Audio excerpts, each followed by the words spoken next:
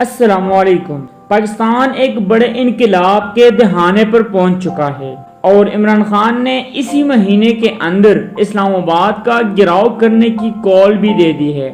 حکومتی حلقوں میں اس وقت ہلملی مچی ہوئی ہے۔ عمران خان تیزی سے اسلام آباد کال کی تیاریوں میں مصروف ہے۔ انہوں نے اب ہر صورت میں اس امپورٹڈ حکومت کو بضد قوت ختم کرنے کا ارادہ کر لیا ہے، اور آج انہوں نے اس کا اظہار بھی کر دیا ہے کہ وہ اب مزید انتظار نہیں کرے گا اور بہت جلد اسلام آباد پر چڑھائی کرنے جا رہا ہے۔ عمران خان نے آخر ایسا کیوں کیا اور کیا پلان ہے؟ عمران خان نے پرامن جدوجہد سے الیکشن کروانے کا سوچا تھا، لیکن انہیں اس میں کامیابی نہیں ملے گی۔ انہوں نے عمران خان کو نکالا ہے۔ اب وہ خوفزدہ ہے کہ وہ واپس آ کر رجیم چینج آپریشن کی تحقیقات کرے گا اور انہیں سزائیں ہوگی۔ اس کا تو ایک حل یہ نکالا گیا کہ عمران خان کو -1 کر کے پارٹی کو کمزور اقتدار دیا جائے اور معاملات اپنے کنٹرول میں رکھے جائے، لیکن اس میں انہیں کامیابی نہیں مل سکی۔ عمران خان کو نااہل کرنے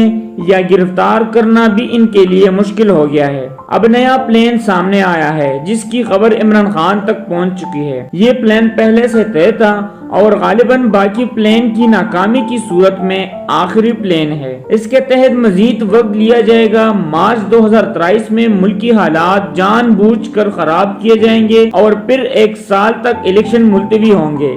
مارچ 2024 کے قریب آنے پر پھر سے یہی کیا جائے گا اور 1 سال مزید بڑھا لیا جائے گا۔ اتنے لمبے وقت میں تحریک انصاف کو کچل دینا آسان ہوگا۔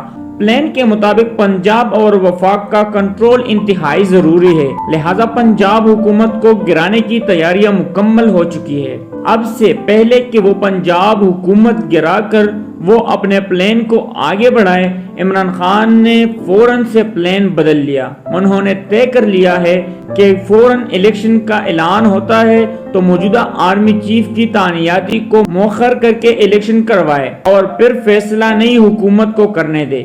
وہ جانتے ہیں کہ اس پلان کا ماسٹر مائنڈ کون ہے اور کون اس کو ایگزیکیوٹ کرے گا۔ عمران خان اب شدید غصے میں ہیں۔ وہ کہہ رہے ہیں کہ میں نے بہت مہلت دی، لیکن یہ امپورٹڈ حکومت سدھرنے والی نہیں ہے۔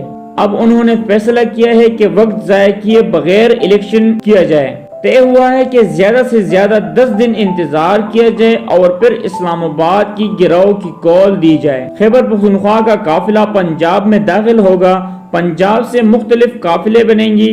فی الحال پنجاب کے اندر مختلف جگہوں پر دھرنے کا بھی سوچا گیا ہے۔ پورے ملک کو جام کر دیا جائے گا اور اسلام آباد کی ہر شہرہ کو بند کر کے اسلام آباد کو جام کر دیا جائے گا۔ بنی گالہ کی سیکورٹی کا الگ سے اہتمام کیا گیا ہے۔ اسلام آباد سمیت پورے ملک کے جام ہونے کی صورت میں حکومت چلانا تقریباً ناممکن ہو جائے گا۔